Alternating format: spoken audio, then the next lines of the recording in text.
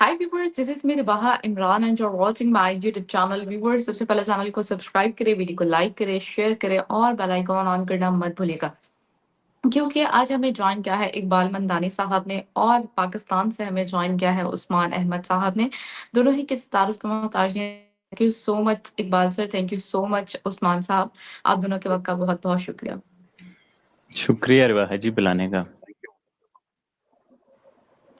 आज हम दो टॉपिक्स पे बात करेंगे। सबसे पहला टॉपिक मैं अपने व्यूवर्स को बताती जाऊँ, जो कि मुझे लगता है कि इंटरनेशनली बहुत ज़्यादा डिस्कस किया जा रहा है। हम सबको पता है कि इंडिया और अमेरिका के जो ताल्लुकात थे आजकल फ्रजाइल काम बहुत ज़्यादा चल रहे हैं। उस पर हम एक और खबर देखते हैं कि ट्रंप ने एक बहुत बड़ी, मुझे लगता है कि स्टेटमेंट पास की है और मुझे लगता है कि शक्कर लेकर मुँह में उन्होंने ये स्टेटमेंट पास किया। और वो स्टेटमेंट कुछ यूँ है कि इंडिया के जो प्राइम मिनिस्टर नरेंद्र मोदी साहब हैं उनको मतलब ग्रेट कहा और उनको कहा कि ये मेरे फ्रेंड हैं।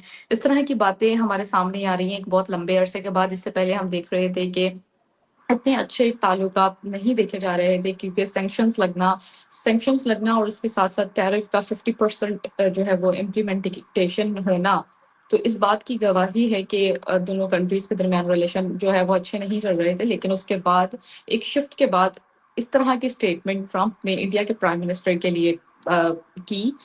तो इस पर बात करेंगे, तो आगाज़ जो है हम इकबाल साहब से करेंगे। इकबाल साहब, क्या कहना चाहेंगे ट्रंप की स्टेटमेंट को देखते हुए?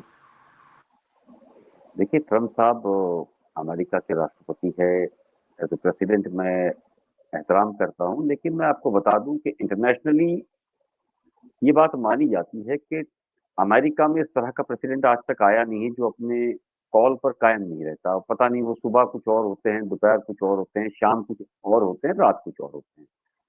तो ट्रम्प साहब का पहले टैरिफ लगाना 25%, फिर उसके ऊपर और एडिशनल 25% यानी 50% लगाना, और अचानक वो कल एक बयान देते हैं कि इंडिया और रशिया को हमने चाइना के डीप हाथों में दे दिया है। आज अचानक वो कहते हैं कि मोदी हमारे दोस्त हैं। तो देखिए, ये एक बात तो बिल्कुल सही है कि इंडिया कोई छोटा मार्केट नहीं है। इंडिया बहुत बड़ा मार्केट है, तकरीबन 140 करोड़ से ज़्यादा लोग यहाँ रहते हैं। प्लस यहाँ का जो मार्केट है, वो दुनिया के हर लोगों को ज़रूरत है। और जिस तरीके से पिछले दिनों एससीओ के अंदर मीटिंग्स हुई है, तो ट्रम्प भी ये सारी चीज़ों को जानते हैं कि अगर सिर्फ रशिया, चाइना और इंडिया, ये लोग 3 मुल्क भी अगर मिलके ट्रेड करते हैं, तो तकरीबन 38 से 40% दुनिया की आबादी का एक हिस्सा जो है इनके पास है। और अगर मैं एससीओ समिट के अंदर जो 13 मुल्क थे, अगर उसकी मैं बात करूँ, तो तकरीबन 48% से 50% जो है दुनिया की पॉपुलेशन, वो हमारी यहाँ हो जाती है। वो काफ़ी है बिज़नेस को लेकर के, और इन सारी चीज़ों को लेकर के अमेरिका ये जानता है कि जिस तरीके से इंडिया अपनी फॉरेन पॉलिसीज़ को लेकर के किसी की एडवाइस नहीं सुनता, वो अपने हिसाब से, अपने काम से करता है। हालाँकि अमेरिका ने इस मामले के अंदर ये कहा था कि तेल रशिया से न खरीदें। अमेरिका कौन होता है हमको ये समझाने वाला कि हमने किससे डील करनी है, किससे क्या लेना है, कितना तेल लेना है, क्या चीज़ें करनी है। वो तो हमारी पॉलिसीज़, हमारी कंट्री की जो पॉलिसीज़ होगी, हमारे प्राइम मिनिस्टर की, हमारे फॉरेन मिनिस्टर की जो पॉलिसीज़ होगी, उस पर वो कायम होगा। तो वो ये जानते हैं कि दुनिया के अंदर जो अमेरिका की दादागिरी है, वो सिर्फ़ एक डॉलर के ऊपर है। अगर डॉलर के अंदर ट्रेड बंद, अमेरिका की जो ताकत है, जो सुपर पावर बनने की बात करता है, वो खत्म हो जाएगी।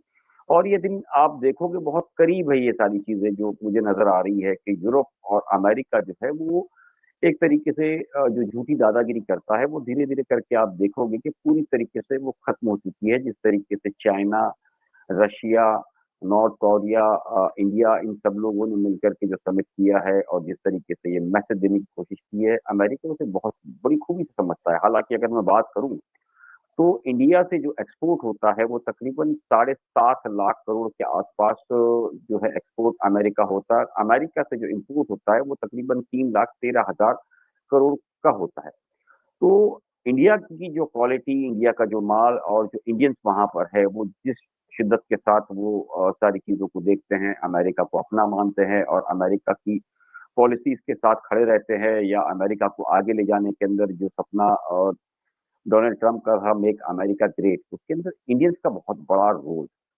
वो खुद जानते हैं कि अगर इंडियंस ने इन सारी चीज़ों को बॉयकॉट करना शुरू कर दिया, तो वो एक बहुत बड़ा फ़र्क दुनिया के अंदर अमेरिका पे आपको नज़र आएगा और वो जो है उसकी इकोनॉमी पे काफ़ी बड़ा असर गिरेगा।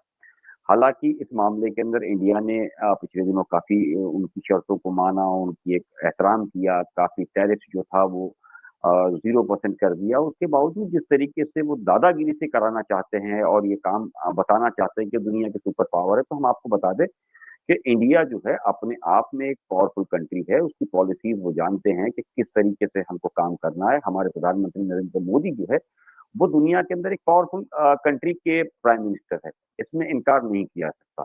हालाँकि इस पूरे मामले के अंदर अगर आप देखोगे तो इसका यू टर्न जो है वो बहुत जल्दबाज़ी होगी इसके अंदर कहना कि ट्रम्प ने जो अब बात की है उससे वो मुकरेंगे नहीं। ट्रम्प एक ऐसे इंसान है जो हो सकता है कि कल सुबह आपको उनका कोई अलग स्टेटमेंट मिल जाए।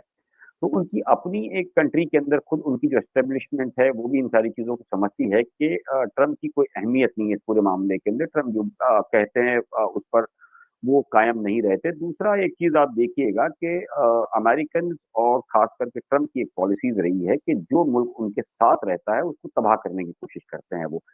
और जो मुल्क बड़ी पावरफुल रिसर्च के सामने खड़ा होता है, तो वो उसके सामने घुटनों के बल आता है। यही ये चीज़ें देखकर हमारे प्रधानमंत्री और हमारी जो कैबिनेट है, उसने ये डिसीज़न लिया है कि जवाब दिया जाएगा। फॉरेन पॉलिसीज़ हम अमेरिका के हिसाब से बैठ के तय नहीं करेंगे। वो हमें नहीं सिखाएँगे कि हमको फॉरेन पॉलिसीज़ कैसे रखनी है, किससे हमने बिज़नेस करना है, किसको लेकर के हमको चलना है। तो उन सारी चीज़ों को लेकर के जो जवाब दिया गया था, जो पॉलिसीज़ इंडिया ने की थी और एससीओ के अंदर जिस तरीके से उन्होंने देखा कि किस तरीके से नरेंद्र मोदी को इज़्ज़त मिली है। पुतिन तकरीबन 45 मिनट तक अपनी गाड़ियों के अंदर बैठे रहे, तो वो उन सारी चीज़ों को ऑब्ज़र्व भी कर रहे थे और वो समझ रहे हैं कि उनका जो सबसे बड़ा दुश्मन है, वो चीन है, रशिया है। अगर उसके साथ इंडिया मिल जाता है, तो उनके लिए बहुत बड़ी मुसीबत आने वाले दिनों में बन सकती है रिबा। सर, आप बिल्कुल आपने ठीक बात की कि ट्रम्प अगर के मूड पर डिपेंड करता है कि वो सुबह बात कुछ और करते हैं और शाम को कुछ और करते हैं। अब हम अपने दूसरे गेस्ट की जानिब बढ़ते हैं, उस्मान की तरफ। उस्मान, सबसे पहले तो शुक्रिया दोबारा से, और क्या कहना चाहेंगे ट्रम्प के स्टेटमेंट को देखते हुए? जी, मैं ये कह रहा था कि इकबाल ममदानी साहब बहुत कमाल के इंसान हैं, बहुत प्यारे इंसान हैं। मुझे तो बहुत ज़्यादा खुशी हो रही है इनके साथ बैठ के। और मतलब कि बंदा, मैं कहता हूँ, जितना अच्छा ये काम करते हैं और जितना अच्छा बोलते हैं, हम तो हमेशा सीखने की कोशिश करते हैं। और अगर जितना अच्छा सर हैं, अगर उसके 10-20% भी हम हों, तो वो कहते हैं ना, दन्ने हो जाएँगे। शायद मैंने हिंदी का सही लफ्ज़ इस्तेमाल किया है। रिवाज जी, जो आपके सवालात हैं और जो टॉपिक है वीडियो का ना, वो बात से है ना कि इंडिया को रिवार्ड दिया है अमेरिका ने। वो चाइना की मिलिट्री परेड में नहीं गए ना, तो उसका रिवार्ड मिला है। मैं आपको बताऊँ, अभी मैंने वीडियो की है अपने चैनल उस्मान स्पीक्स पे ना, उसका टाइटल मैंने देखा है। उसका टाइटल मैंने ये रखा है कि 40 बार अगर नरेंद्र मोदी को धप्पड़ मारो और एक बार तारीफ करो तो वो खुश हो जाते हैं। मतलब ये कुछ इंडियन व्यूअर्स को बुरा लगेगा, बट ट्रंप ने इंडिया मोदी जी को डील करने का नया तरीका ढूँढ लिया है। कि 40 बार थप्पड़ मारो, एक बार तारीफ करो, वो खुश हो जाएँगे। देखें, नहीं, क्यों मैं कि उस्मान ये भाई सा आपकी मैं बात काट रहा हूँ, माज़रत चाहता हूँ। जो वर्ड आप यूज़ कर रहे हैं, देखिए बहुत सिंपल सी बात है। हमने हमेशा से ही एक चीज़ कोशिश की है कि रिश्तों को सँभाला जाए।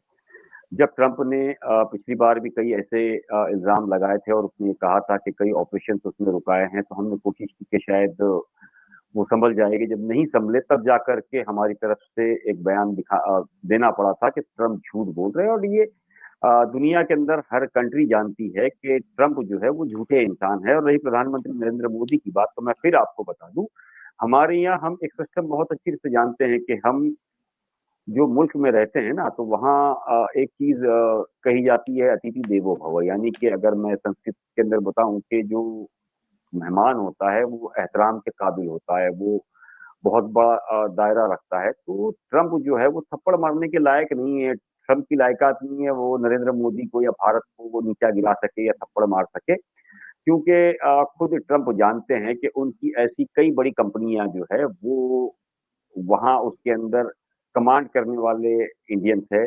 दूसरा, इंडिया के जो लोग बैठे हैं, वो बहुत बड़ी पकड़ रखते हैं कि अगर वो उन सारी ही चीज़ों को लेकर के अपना ट्रेड अगर बदल दे, तो अमेरिका जिसको लेकर के वो नाक रखता है, वो खत्म हो जाएगा। देखिए, आपके और हमारे मुल्क में एक फ़र्क है कि मैं आपको बता दूँ बहुत अच्छी रिश्ते के यहाँ पर एक सिंपल सा फर्क है कि जो ख्वाजा आसिफ था जिन्होंने कहा था कि हम वेंटिलेटर पे है, हम वेंटिलेटर पे नहीं है सर। हम अपनी पॉलिसीज खुद मुख्तियारी से बनाते हैं और बड़े दमखम से बनाते हैं। हमको बिल्कुल अमेरिका का डर नहीं है। अगर डर होता तो अमेरिका के पास पहल करने हम पहले पहुंच जाते। हालांकि डोनाल्ड ट्रंप ने सारी चीजें देखी कि उसके बाद में उसने ट्वीट किया, तो हम उस लेवल पे गिर नहीं सकते हैं उस्मान साहब। तो मैं माजरत चाहूंगा जो वर्ड्स आपने यूज किए थे सबसे पहले तो उसके लिए, कि उस तरह के वर्ड्स आप बेहतर है ना यूज करें। नहीं सर, जो ट्रम्प कह रहा है मैं तो आपको वो बात कर रहा हूँ ना, जिस तरह के, अब बात ये है ना कि वो जो हम पाकिस्तानियों के इंडियंस के बारे में और दुनिया के इंडियंस के बारे में ये गिला है कि इनके अंदर एक फेक सेंस ऑफ सुपरियरिटी है। मतलब अब आपने इतनी सारी बात की, मैंने दो अल्फाज ही बोले, आपको फिर 2-3 मिनट बोलना पड़ गया, तो वो ही हमें इंडियंस के अंदर झलकता है कि वो समझते हैं कि हम बहुत बड़े हैं, मतलब कि हमारे बगैर दुनिया नहीं चल सकती। तो ये इंडिया के इतने बिलियनियर्स, इंडिया इतना मेडिकल में तरक्की, ट्रम्प की कंपनियों में इंडियंस, तो ट्रम्प तो इंडियंस को जंजीरों में बांध के इंडिया वापस भेज रहे हैं। तो फिर अमेरिका को झुकना पड़ गया, ये क्या होना पड़ गया? तो सर गिला हमारा बहुत अदब के साथ और दुनिया का यही है कि इस वक्त जो इंडियन कौम है वो अपने आप को इतना महान समझते हैं कि नेहरू ने ये हालत किया, गांधी जी ने ये हालत किया, ट्रम्प हालत, प्यूटन हालत, चाइना हालत। अब आप देखें कल तक चाइना क्या था, आज चाइना अच्छा हो गया, कल तक ट्रम्प क्या था, आज ट्रम्प क्या हो गया। तो हमारा गिला ही ये है सर कि जो इंडिया में आपके कोलीग हैं, आपके अलावा बाकी सारे लोग हैं, वो अपने आप को बहुत महान समझें, अच्छी बात है वो, बट वो बाकियों को भी समझें कि कुदरत ने जो दिमाग, जो हाथ कान पांव उन्हें दिए हैं वो बाकी सबको भी दिए हैं। तो ये जो एक फेक सेंस ऑफ सुपरियरिटी है ये बहुत डेडली है। कहाँ 4 ट्रिलियन की इकोनॉमी अंबानी अडानी का पैसा, कहाँ 30-32 ट्रिलियन इकोनॉमी का अमेरिका। मतलब आप कहते हैं कि हम उसे झुका देंगे, उसके टैक आपके, फिर क्यों आप अमेरिका को ग्रेट बना रहे हैं? अगर इंडिया, अमेरिका की कंपनियों में इंडियंस हैं, अब ट्रम्प के बिजनेस में इंडियंस हैं, हर जगह इंडियंस हैं, तो फिर भाई वापस आओ वो इंडियंस, इंडिया को ग्रेट बनाओ, इंडिया को 30-40 ट्रिलियन की इकोनॉमी बनाओ। इंडिया खुद तो यहाँ पर बैठा है, और इकोनॉमी में भी क्या है, मतलब के अंबानी अडानी का पैसा है। खैर मैं उन सब बातों पर नहीं जाना चाहता, वो टॉपिक से हट जाएगा, क्योंकि हमने देखा है इंडिया के अंदर काफ़ी सारे यूट्यूबर्स मैंने देखे हैं, रिवाज जी, वो ये आप देखें, मतलब वो यूट्यूबर्स की वीडियो देखें, बड़े-बड़े यूट्यूबर्स हैं, वो कहते हैं मोदी जी की खी-खी डिप्लोमेसी है। जैसे 5 साल का बच्चा किसी से मिलता है, हँसने लग जाता है। कितनी बार मोदी जी की वीडियो आई है, वो अगले का हाथ ही नहीं छोड़ते। तो ये fake sense of superiority Indians के लिए अपने अंदर बहुत खुश हों कि मोदी जी ये दुनिया, वो हमारी दुआइयों के बगैर दुनिया मर जाएगी, अमेरिका में निज़ाम रुक जाएगा। अरे भाई उसने डेड इकोनॉमी बोला है। मतलब कि डेड इकोनॉमी बोला है, 40 बार उसने सीज फायर का बोला है। उसने बाढ़ में जाने का बोला नहीं बोला, फिर सर बोलेंगे कि उस्मान जी आप ऐसे अल्फाज इस्तेमाल ना करें। क्या उसने नहीं बोला कि इंडिया अपनी डेड इकोनॉमी को लेके बाढ़ में जाए?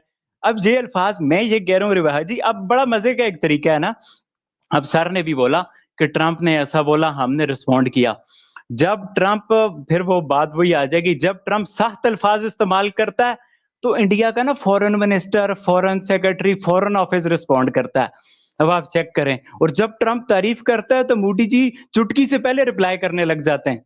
यही गला है ऑपोजिशन का कि ट्रंप प्रेसिडेंट है, आप पीएम हो, तो आपकी उसके साथ एक तरह से है, मतलब जो ट्रंप बोलेगा उसको आपने काउंटर किया है। आज ट्रंप ने तारीफ की है ना रे भाई जी, हालांकि उसने अगली लाइन में ये भी बोला है कि मोदी जी जो कर रहे हैं मैं उससे खुश नहीं हूं। ये इस बारे में तो इंडियंस बात ही नहीं कर रहे हैं। वो तो इस बात पर ही खुश हो गए कि 40 बार उसने हमारी बेइज्जती करने के बाद, सीज फायर का बोलने के बाद, जिस पे हमने जवाब भी नहीं दे सके। रिबाहा जी, अगर मोदी जी ट्रंप की तारीफ का जवाब दे सकते हैं, तो जो सर बोल रहे हैं कि ट्रंप ने झूठ बोला, हमने रिप्लाई दिया, तो वो मोदी जी ने रिप्लाई नहीं दिया।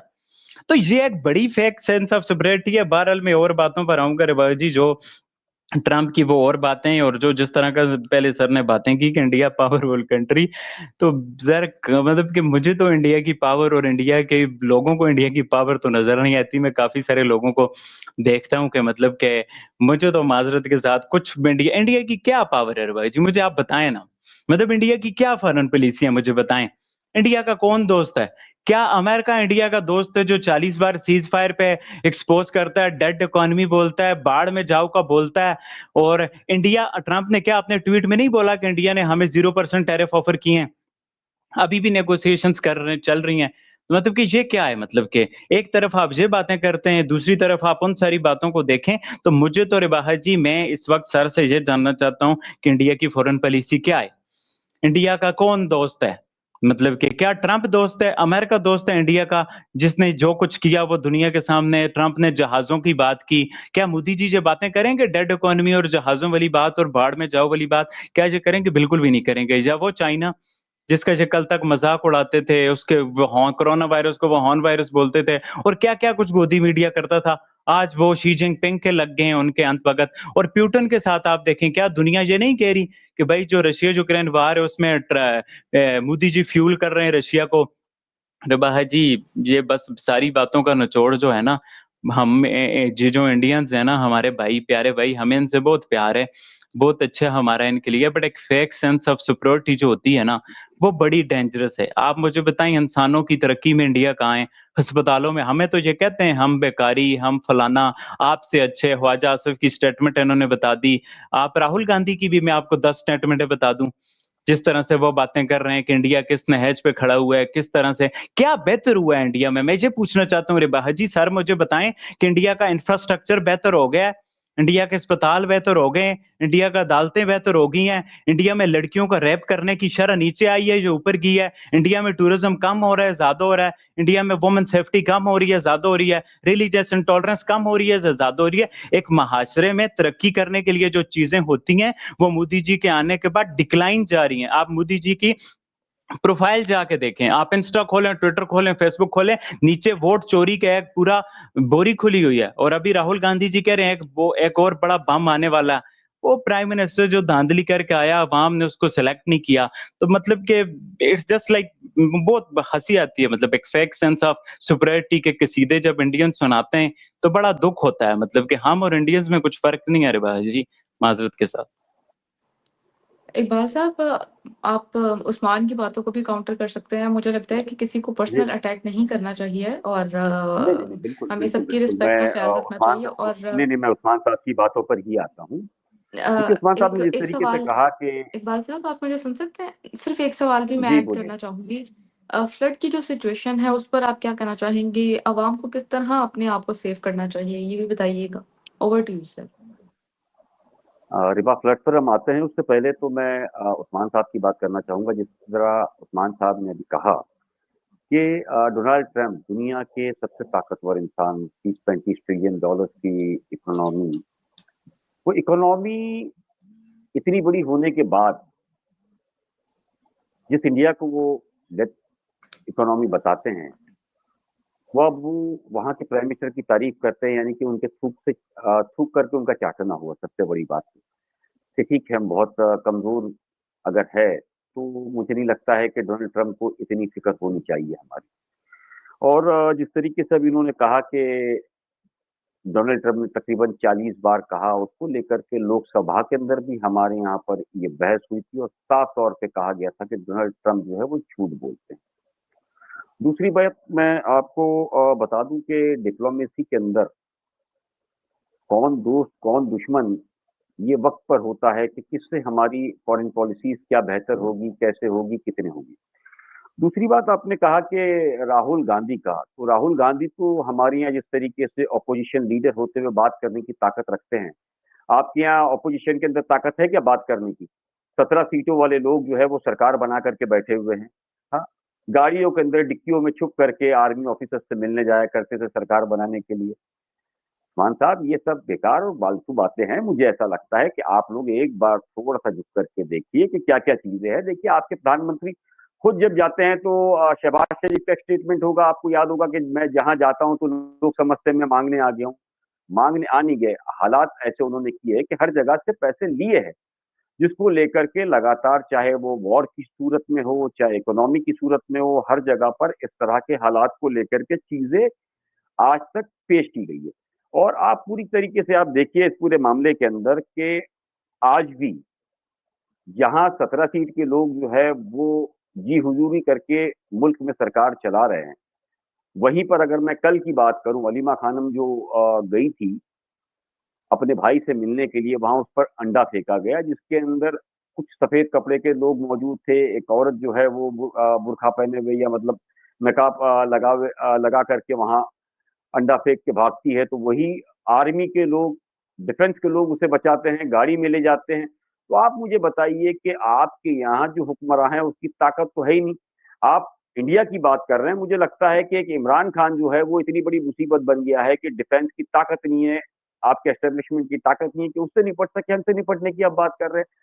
उस्मान साहब आप थोड़ा सा समझिए, उसके बाद मुझे लगता है बोलिए। ये इकोनॉमी के अलावा माशी हालात के अंदर भी बहुत बेहतर है इंडिया, बहुत हजार गुना बेहतर है पाकिस्तान से। और इस पूरे मामले को आप उठा करके देखिए कि हमसे लड़ना या इन सारी चीजों को करना, इसके लिए एक लंबा समय है। लड़ाई दुनिया में किसी के लिए भी मुझे नहीं लगता है फायदेमंद होगी।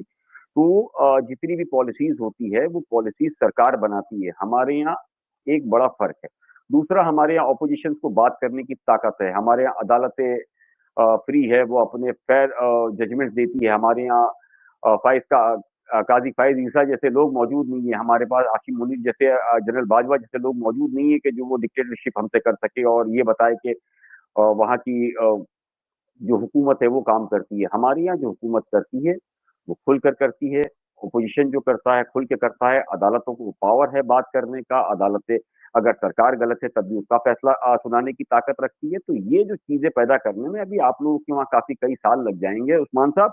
तो बेहतर मुझे लगता है कि इन सारी ही चीजों को लेकर के उन पॉलिसीज पे हम बात करें जो बिजनेस की और इन सारी चीजों की जाए। अगर आप इन सारी चीजों को अंदर जितनी लड़ाई को उलझाते जाओगे, मुझे लगता है वो चीजें नफरत और बढ़ाती जाएगी। उससे बेहतर है कि इकोनॉमी आपके मुल्क की हो, हमारे मुल्क की हो, कैसे बेहतर हो।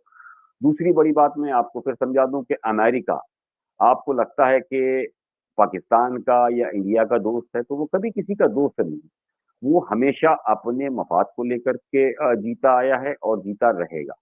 और रही बात हमारे यहाँ की कि इस बार हमारे प्रधानमंत्री ने जो चीजें जो कदम उठाया है वो बहुत सोच समझ करके उठाया है। देखिए, रशिया हमारा आज का नहीं, बहुत पुराना दोस्त है। आज से नहीं, बहुत पुरानी दोस्ती है हमारी रशिया की। और ऐसा नहीं है कि रशिया हमारे साथ पहली बार खड़ा हुआ है। रही आपने कहा कि इनाम दिया गया है, इनाम नहीं। हम जापान के पहले भी दोस्त थे, जर्मनी के और जापान के, और आज भी वो हमारा दोस्त है। रही बात चाइना की, तो चाइना की हमारी एलएसी के पास कई बार खटपट चलती रही है। इस बार जब हालात एशिया को लेकर के चीजें हुई, उनकी तरफ से पेशकश की गई, हमने भी उन सारी चीजों को माना। जब उसने कहा कि बैठ करके हम सारी ही चीजें जो हमारे हम पड़ोसी मुल्क है, हम साया मुल्क है, हम एक दूसरे की लड़ाई जो है वो खत्म कर सकते हैं, बैठ के खत्म कर सकते हैं। तो एक अच्छे पड़ोसी के नाते हमको भी लगता है कि बैठ करके ही चीजें होनी चाहिए। लड़ाई से कोई मसलों का हल नहीं निकलता है। उन्हीं सारी चीजों को देख करके, ध्यान में रखते हुए हमारे प्रधानमंत्री ने या हमारी कैबिनेट ने इसको डिसीजन लिया है कि ताकि लड़ाई से न हो करके बैठ के कोई बातचीत होती है तो वो सबसे बेहतर होगी। दुनिया की कोई भी जंग हो, आखिरकार बैठ करके ही बात होगी उस्मान साहब। अरे बस सॉरी, माफ करिएगा, मैं आपका एक सवाल और भूल गया फ्लड के बारे में। फ्लड की अगर बात करूं तो मैं हालात चाहे भारत के हो, पाकिस्तान के हो, सभी जगह हालात मुझे लगता है बहुत खराब है। पंजाब की अगर मैं बात करूं या इंडिया के अंदर तकरीबन 3 लाख से ज्यादा लोग मुतासिर हुए हैं। हिमाचल के अंदर बहुत बड़ा नुकसान हुआ है उन फ्लड को लेकर के। दूसरा, पाकिस्तान के अंदर भी हम जो खबरें पढ़ते हैं वो काफी बड़े लेवल पे नुकसान की सूरतों में दिख रहा है। लेकिन जिस तरीके से इंडिया और पाकिस्तान के नुकसान की अगर बात की जाए तो यहाँ और वहाँ के अंदर एक फर्क बड़ा जो हमारी समझ में आया वो ये है कि जो हाउसिंग सोसाइटीज के लिए बहुत बड़े बड़े लोगों को जो घर दिए गए थे, जिसकी बाढ़ के बाद में जब हालात हुए तो वहाँ के लोगों ने वो पानी का रुख उस तरफ मोड़ दिया जहाँ गरीब बस्तियां थी।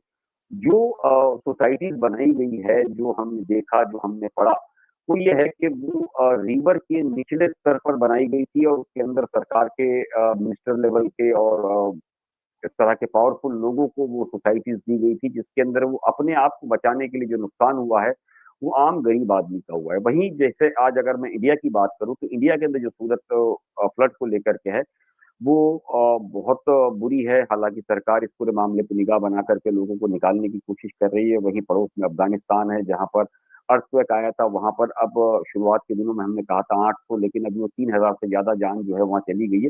तो ये दुनिया के अंदर जो हालात आ रहे हैं वो उसकी सबसे बड़ी वजह जो है वो क्लाइमेट चेंज है। उस पर सभी को मिलकर के ध्यान देना होगा अगर इस सारी सूरतों से बचना है। अगर हम क्लाइमेट चेंज के मसले को बहुत सीरियस नहीं लेंगे तो आने वाले सालों के अंदर और बड़ी तबाही पूरी दुनिया के अंदर आ सकती है रिबा। बिल्कुल सर, आपने सही कहा कि अगर हम इस पे काबू नहीं पाएँगे, क्योंकि रिसर्च तो यही कह रही है कि अगले साल जो मानसून की बारिशें हैं वो 30% और मज़ीद होंगी। तो यानी कि अब जो हालात इतने ख़राब हैं, नेक्स्ट टाइम क्या होगा? लेकिन इसके लिए अगर हम एहतियाती तदाबीर अभी से करना स्टार्ट कर देंगे, तो हम नेक्स्ट ईयर तक जो है वो इस हंगामी सूरत-ए-हाल से बच सकते हैं। तो उस्मान, क्या कहना चाहेंगे फ्लड के हवाले से? और क्या आप समझ रहे हैं कि लोगों को क्या एहतियाती तदाबीर करनी चाहिए, जिससे जो लोग, कहा यह जा रहा है कि 2 करोड़ से ज़्यादा पाकिस्तान में आवाम जो है, जो इससे मुतासर हुई है, क्या राय रखते हैं? फिर प्रोग्राम वाइंड अप करते हैं। बिल्कुल रवाई जी, ये ऐसी बात है। बस मैं हल्का सा टच कर दूं सर की बातें, कुछ इन सब बातों में जाने का इरादा तो नहीं है, फ्लड वाली बात ज़्यादा ज़रूरी है। बट रवाई जी, बात ऐसी है ना कि मतलब फिर वही मुझे हंसी आने लग जाती है। इंडियंस, हमारे दोस्त, हमारे भाई जब बातें करते हैं कि भाई इंडिया में आज़ादी है। दिल्ली में रॉयट्स हुए थे रिवाज जी, 5 साल से, सर मुझे करेक्ट करेंगे, हालिद हैं, उनकी बेल नहीं हुई। मतलब 5 साल से दिल्ली के जो ये रॉयट्स कह दें, कुछ इतना हादसा था भी नहीं उनमें, मतलब बेल नहीं हो रही। एक मुस्लिम की, मैं इंडियंस दोस्तों से बात करता हूँ, वो कहते हैं इंडिया में ना नाइंसाफी के लिए बस आपका मुसलमान होना काफ़ी है। सोचें कि इंडिया की अदालतें कितनी आज़ाद हैं कि गिरफ्तार किए हुए बंदे हालत की 5 साल से बेल नहीं हो सकी। मतलब कीजिए कितनी ज़्यादा अदालतें आज़ाद हैं। 2-2 3-3 महीने तक पार्लियामेंट के इजलास नहीं होते। 2 घंटे प्राइम मिनिस्टर बोलता है, 30 मिनट पार्लियामेंट वो बोलता है, तो वो आप समझ लें कि मतलब कितनी ज़्यादा आज़ाद हैं अदालतें, कुछ ऐसी बात नहीं होती। बाकी मैं पीछे भी सर के साथ मैंने जब इंटरव्यू किया था, सर ने बोला था या किसी और ने, इंडियंस कहते हैं कि पीएम मोदी ने पार्लियामेंट के इजलास में उन्होंने ट्रंप का नाम ही नहीं लिया। Even Rahul Gandhi challenge him on the floor of parliament कि आप एक बार ट्रंप का नाम ले लें बस। वो नाम ही नहीं लिया। मतलब जब आपने नाम लिया, इशारों में, पहेलियों में बातें करोगे तो फिर क्या फायदा? कुछ उसका फायदे नहीं है।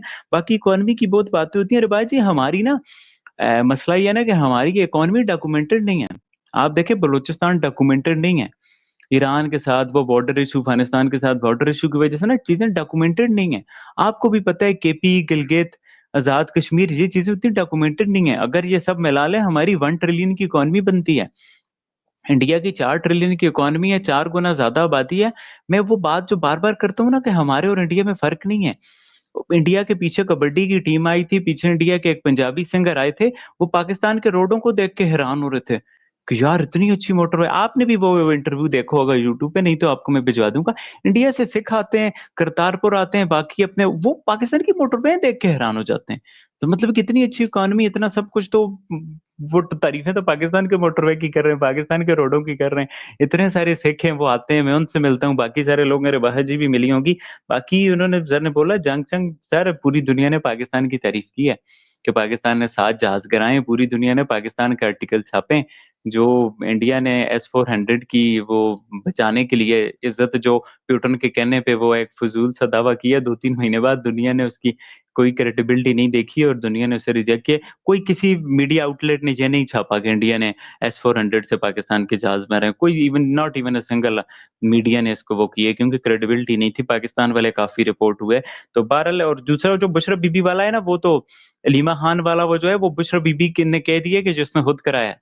बुशरा बीबी और उसकी बहन कह रही है अलीमा खान ने खुद अपने आप पे ये अंडा फकवाया। तो सर ऐसा कुछ भी नहीं है कि आर्मी कुछ सर ऐसा कर बुशरा रही हो बीबी तो ने हम ऐसा जेल कुछ से ना कहा करना। है उस्मान साहब, इमरान बुशरा खान भी बीबी ने जेल में जेल नहीं, वो सर मैं बताता मैं हूँ पूछ आपको रहा हूँ कैसे क्या होता है। कुछ। हाँ, वो बड़ी इंटरेस्टिंग बात है वो सर। अब आप देखिए, इमरान खान के बयान तो चलते हैं रोज फेसबुक वगैरह पे, बुशरा बीबी के भी चलते हैं। वो ऐसा होता है ना, इनसे लोग मिलते हैं ना, फिर वो इनके बिहाफ पे बात करते हैं। मतलब कि अब जैसे लोग इनसे मिलते हैं ना, इमरान खान के बयान तो रोज आते हैं। उस्मान ये साहब, केपीके में बताइए अफवान। ना, कितने दिन में इमरान खान को, कितने दिन में मिलने दी, इमरान खान को अच्छा, लोगों वो से कितने दिन में मिलने ये आ जाता है? कल जलमे खलीलजाद का बयान आपने सुना है? कल उनका ट्वीट पढ़ा आपने? वो तो सर ज़ल्मी उन्होंने ये खलीलज़ाद तो कहा जिस तरह कि का, मतलब कि आप मेरी बात पूरी होने दिया करें, आप मेरी बात ही पूरी नहीं होने देते हैं। नहीं नहीं, मैं सर, मैं आपकी बात पे ही बोल रहा हूँ, क्योंकि देखिए क्या है, कल उनको एक ट्वीट आया है और उस ट्वीट में उन्होंने साफ चीज लिखी है कि इमरान खान के साथ जो हालात हो रहे हैं वो मिसचीफ हो रही है उनके साथ में, और उनके हालात ठीक नहीं। ये मैं नहीं बता रहा हूँ, ये इंटरनेशनल सतह पे बात हो रही है। और रही बात आपका जिस तरीके से कहना है कि वो 5 साल अच्छा मैं आपने उमर पूरी खालिद कर की जो लूं बात की। बात, मैं प्लीज पूरी कर लूं बात, प्लीज। फिर आप उमर खालिद को बताना बस। वो सर ऐसे जलमे लीला से कौन सा पाकिस्तान होके गया, ये इमरान खान से मिल के गया, इंडियन मीडिया तो कहते हैं उनका रेप हो गया। तो क्या करें, मतलब सर ये लोग इस तरह की प्रोपोगंडा एजेंडा करते रहते हैं। आज से मुनीर भाग गया है, इमरान खान का रेप होगा, ये इंडियन मीडिया पे चलता रहता है, इंटरनेशनल मीडिया पे ऐसा कुछ नहीं होता। बट वो अपने एक एंगल से लॉबिंग वगैरह करते रहते हैं। अभी सुना है इंडिया ने भी पाकिस्तान को देख के एक महंगी लॉबिंग फर्म हायर की है, तो आने वाले दिनों में हम चीजें देखेंगे, ये एक अलग चीज है। आप, मुझे अच्छा लगा आप वो हालत की बेल के बारे में बात करने लगे कि 5 साल से उसकी बेल क्यों नहीं। बहरहाल मैं टॉपिक एंड पे फिर वही बात कर लूं अपनी बात के आखिर में कि रिबाह जी, बासर ने बोला ना कि बातें बैठ की हुई थी, यही तो हम कह रहे हैं, यही तो हम चाह रहे हैं, यही तो हमने पहलगाम पे बोला था कि भाई इंडिपेंडेंट एजेंसियों से तहकीकात करा दें। रिवाज जी देखें ना, इंडिया के साथ जहाज गिरते, ना मोदी जी अनपॉपुलर होते, ना इंडिया अमेरिका के रिलेशन खराब होते, हमने पहलगाम पे कंडेम किया। वो हमारा जाफर एक्सप्रेस कंडेम नहीं करते, वो हमारे यहाँ दहशतगर्दी होती है कंडेम नहीं करते। सोचे हम, मैं कितना ख्याल है कि हम फिर पहलगाम को हमने कंडेम किया। सोचे कि मतलब ये लेवल ऑफ ह्यूमैनिटी है वहां पे। बहरहाल हमने तो कहते हैं बात करें, हमारे डीजीआई के एसपीआर प्राइम मिनिस्टर बार बार कहते हैं बात करें। आप हमसे बात ही तो नहीं करते, आप हमारे साथ बैठते ही तो नहीं है। आप हमारे साथ मैच खेल लेते हैं, पैसा बना लेते हैं। अगले संडे को पाकिस्तान इंडिया का मैच है, जिससे पैसा बनेगा, अंबानी अडानी पैसा बनाएंगे, इंडिया के जेब में पैसा जाएगा इतना सारा। बट बैठ के बात नहीं करते, इसी बात का तो दुख है। जब हमसे बात करने की बात आती है, वो हमें अच्छा बच्चा बनाने पे लग जाते हैं। तुम ये करो, तुम वो करो, तुम ऐसे करो, तुम वैसे करो, तुम ये ना करो। भाई चाइना से तो, चाइना ने आपके गलवान में 20 सोल्जर मारे हैं, आपने बात कर दी। आप बाकी के छोटी छोटी मालदीव, भूटान, नेपाल, उनसे बात करते हो तो हमसे भी बात करो, डायलॉग्स हो, बेटर हो। आज ये मैं और सर फलाने की बेल, इमरान खान की जेल पे बात करने के बजाय क्लाइमेट चेंज पर बातें कर रहे होते। हॉस्पिटल्स पे मुकाबला होता कि आपके हॉस्पिटल दुनिया में दूसरे नंबर पे आ रहे हैं, हमारे चौथे पे क्यों आ रहे हैं। स्पेस के हवाले से बातें होती। दुनिया बदल गई है रे भाई जी। दुनिया में सियासतदान और जिस पॉलिटिकल इशू पॉपुलर ही नहीं रहे। आप देखें वो जो आजकल वो लड़की है फलस्तीन में कश्ती लेके गई हुई है, वो क्लाइमेट चेंज एक्टिविस्ट है, वो किस तरह से पॉपुलर हुई। हम लोग हैं, हमारे हुक्मरान हमको मजहब में, सियासत में उलझा के रखा हुआ है, लड़ो कटो मरो। भाई हमें प्रोग्रेस पे बात करनी है, और फ्यूचर प्रोग्रेस है, ये सब चीजें फ्यूचर नहीं है। आप एंड पर क्या मैसेज देना चाहेंगे, फिर हम प्रोग्राम को वाइंड अप करते हैं। देखिए, मैं सिंपल सा जिस तरीके से उमर खालिद और अदालत की बात की, उमर खालिद का पूरा मामला ही अलग। वहाँ पर जो सरकार के सामने अगर अदालतों ने उसकी जामीन हाई कोर्ट से लेकर हर जगह जो कैंसिल की है, उसकी वजह है कि सरकार ने कुछ ऐसे ठोस एविडेंसेस रखे हैं। और उस्मान साहब, मैं जब पहलगाम टेरर अटैक हुआ था ना, तो उस वक्त मैं कश्मीर गया था। जिस तरीके से आपने जाफर एक्सप्रेस की बात की, मैं आपको बता दूं कि कश्मीर तो आप अपने आप जानने वाले आप लोग बहुत है, वहाँ चीजें निकालिए। वहाँ कश्मीरी खुद मानते हैं कि पाकिस्तान से ऐसे लोग जो है वो इस तरह के हालात को पैदा करते हैं जिससे हमारे लिए बहुत तकलीफें बढ़ती हैं। आपने कहा कि पाकिस्तान से इंडिया बात नहीं करती है। देखिए 2008, आपको मैं बता दूं कि मुंबई के अंदर एक टेरर अटैक हुआ था जिसके अंदर पाकिस्तान से लड़के पकड़े गए थे बाहर। और उस वक्त पाकिस्तान के मीडिया ने भी इसको चलाया था। आर्मी भले ही इसे कंडेम कर रही थी, लेकिन खुद नवाज शरीफ ने इन सारी चीजों को माना था कि हाँ, वो पाकिस्तानी। वो सारे डोजियर इंटरनेशनल लेवल पर भी दिए गए थे। इस तरह पुलवामा का मामला आया, कई ऐसे अटैक, चाहे वो लोकसभा के अंदर किए गए, उनके सारे ही सबूतों के साथ इंटरनेशनल डोजियर सारे दिए गए। मुझे बताइए, बात करने की जहां तक बात की जाए तो आपके यहाँ पॉलिसीज के अंदर सरकारें अगर जिस दिन दमदार आ जाएगी ना, तो बात होगी। जिसको एस्टेब्लिशमेंट चलाती हो, वो बातें कभी नहीं पूरी हो सकती है। उसकी सबसे बड़ी वजह मैं आपको बता दूं कि परवेज मुशर्रफ जब पावर में थे, उन्होंने यहाँ इंडिया में आकर के मेहमान नवाजी कबूल की, बातचीत की, और उसके बाद में अटैक कराया। ये बात भी आपको पता है कि सरकार में रहने वाले लोगों ने ही बताई थी कि भाई हम तो मना कर रहे थे, लेकिन परवेज मुशर्रफ ने सारी चीजें की थी। तो ये धोखा जो है ना, वो बर्दाश्त नहीं होता है। आप बात करने की जो बात कर रहे हो ना, बात वहां होती है जहां दिल खोल करके बातें की जाए और उसके बाद जो गलतियां हो गई उसको आगे दोबारा न करे, उसके लिए कोई कदम उठाया जाए। लेकिन बात करने के बाद धोखा हो तो वो चीजों को लेकर के उस्मान साहब हमेशा इंसान डरता है। बातें होनी चाहिए, बातों को लेकर कभी हम नहीं रोका। गलवान की बात आई, चाइना से जब सामना हुआ हमने सारी चीजों को मानी। अब चाइना से हमारी बात भी होनी है। चाइनीज प्रेसिडेंट ने खुद ने कहा कि हम पड़ोसी मुल्क है, हम बैठ करके बात करेंगे, जो भी एलएसी का मसला है उस पर हम चर्चा करके उसको शॉर्ट आउट कर सकते हैं। तो इसी तरीके से हमने बात के लिए कभी मना नहीं की। लेकिन मुद्दा यहाँ आके अटकता है कि बातें होने के बाद में जब वो अटैक्स या हमले होते हैं तो वो थोड़ा सा भरोसा जो है ना इंसान का डगमगा जाता है। यही एक कारण है कि आपकी यहाँ सरकार जो है, सरकार वहां है नहीं। वो वो लोग आते हैं जो एस्टेब्लिशमेंट की आंखों को देख करके चलते हैं। और हमारे यहाँ पर एक फर्क ये है कि हमारा फॉरेन पॉलिसीज हो या हमारा प्राइम मिनिस्टर हो, हमारा होम मिनिस्टर हो, हमारा डिफेंस मिनिस्टर हो, उसके आगे आर्मी नहीं है, उसके बाद आर्मी। आपके यहाँ फ्रंट में आर्मी है, उसके बाद सारे लोग हैं। तो ये मामला जब तक आपके यहाँ भी हालात नहीं सुधरेंगे, मुझे लगता है कि ये बात होना पॉसिबल नहीं होगा। तो सबसे पहले मुझे लगता है कि पाकिस्तानियों को अपने सरकार को लाना चाहिए, अपने चुने हुए नुमाइंदों को लाकर खड़ा करना चाहिए, उनको पावर देना चाहिए। देखिए, आप दिल से खुद भी जानते हैं कि वहां कौन सी पार्टी जीती है और किसको बिठाया गया। तो मुझे बताने की जरूरत नहीं है, आप खुद सिविल वॉर की तरफ जा रहे हो। ये मैं नहीं कह रहा, ये आपके लोग भी मानते हैं कि अगर हम जिस राह पे चल रहे हैं, अगर वहां पर हमने अब और खींचा तो हमारे यहाँ सिविल वॉर बांग्लादेश की तरह हो सकता है। और रही आपने जिस तरीके से सड़कों की इसकी बातचीत की, तो भारत की सड़कें वाकई में आप आइएगा कभी अगर मौका मिले तो पाकिस्तान से। यहाँ हालात इकोनॉमिकली काफी अच्छे हैं। और आपने कहा कि 1 ट्रिलियन की इकोनॉमी है और केपी का, बलूचिस्तान का, ये सारा काम जो है ना सरकारों का होता है सर। एक रिकॉर्ड एक निकला है, क्या उसका फायदा आम लोगों को है? नहीं। वो ताकतवर लोग उसका इस्तेमाल कर रहे हैं जो पावर में बैठे हैं। हमारे यहाँ ये सारी चीजों को लेकर के हमारे यहाँ अगर एक RTI, right to information act जो है, हमारा एक अदना सा बंदा जो है उसकी जानकारी प्रधानमंत्री की भी निकाल सकता है और प्राइम मिनिस्टर हाउस को देना है उसकी जानकारी। आपके यहाँ ये चीजें नहीं है। आपके यहाँ जब आप सवाल करते हो तो चाहे वो पॉलिटिशियंस हो, जर्नलिस्ट हो या आम आदमी हो, कब गायब कर दिए जाए पता नहीं, कई महीनों तक पता नहीं लगता है कि कौन कहाँ है। वो हालात यहाँ नहीं है। तो इन चीजों के अंदर बड़ा फर्क है उस्मान साहब, आप थोड़ा समझिए। मुझे लगता है बेहतर तो वो है उन सारी चीजों के लिए कि आप अपनी कंट्री को देख करके पहले तो वो सुधार लाइए। जो पावर में लोग आए, जो कंट्री को चला सके, जो आपके लोगों को चला सके, आपकी इकोनॉमी चला सके, आपके यहाँ से माशी हालात ठीक कर सके। हमारे यहाँ पर इन सारी चीजों की इतनी तकलीफें नहीं है। सही हो गया।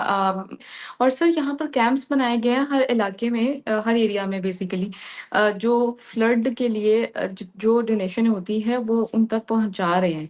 और मैं भी अपील करती हूँ जो व्यूअर्स हमें पाकिस्तान से देख रहे हैं, वो अपने वो जहाँ पे भी रहते हैं वो अपने सराउंडिंग के कोई एरिया में जहाँ पे कैंप लगाए हुए हैं वहाँ पर जाकर डोनेशन करें ज़्यादा से ज़्यादा, ताकि जो लोग मुतासर हुए हैं इस फ्लड से वो उनको थोड़ा सा फ़ायदा हो सके, वो उनके हालात बेहतर हो सकें।